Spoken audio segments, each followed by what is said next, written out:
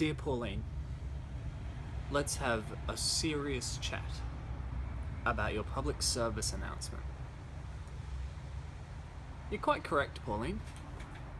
We have laws in this country to protect people.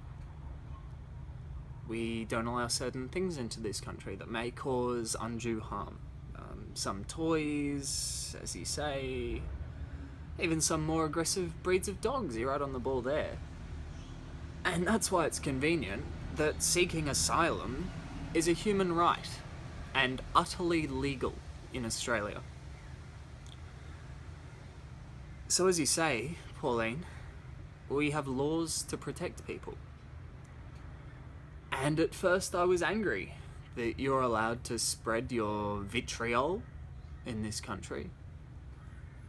But freedom of speech is important. And so here I am, using mine. Before I start though, I can't pretend to fully understand the discrimination that members of the LGBTIQ+ community face. Being a heterosexual and cisgendered man myself. And I can't even pretend to speak on the behalf of anyone but myself. So when I hear you on your soapbox, Pauline, all I can hear are warning bells. Your words may be taking place on the same bloody landmass as mine, but they're not in my name. Your public service announcement is a call for discrimination. And as far as calls for action go, yours was as impassioned as it was destructive, misleading, and frankly unsettling.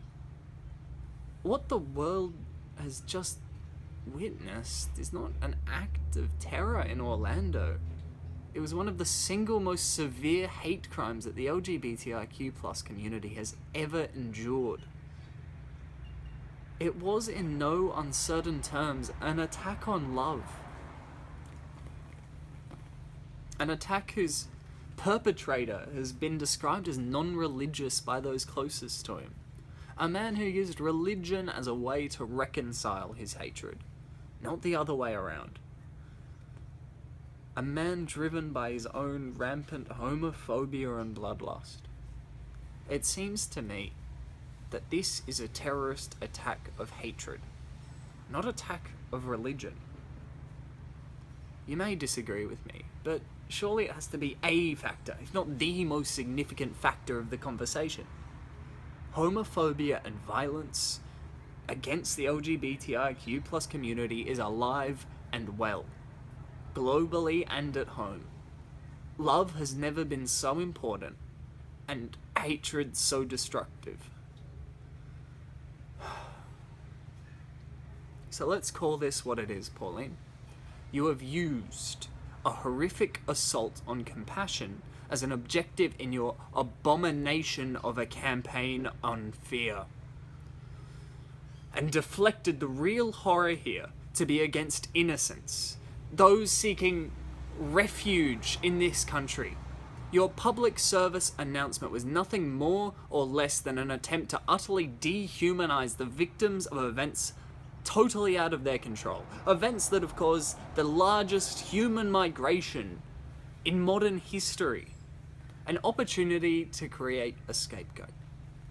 A means to direct the anger of what you must perceive as us lucky country village folk. Ready to go on some Salem-esque witch hunt. This is nothing more than an attempt to convince us that there is a threat to our very way of life. Pauline, your war on love will not stand up in this nation. I have so much more faith in Australia than that. Than for this base us and them mentality to work.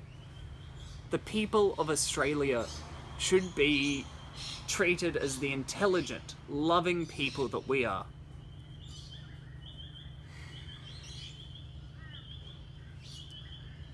So as you say, Pauline, We need to make sure that the people in this country are compatible with our way of life. And frankly, I've had enough of the assertion that the Australian way of life is steeped in bigotry and discrimination.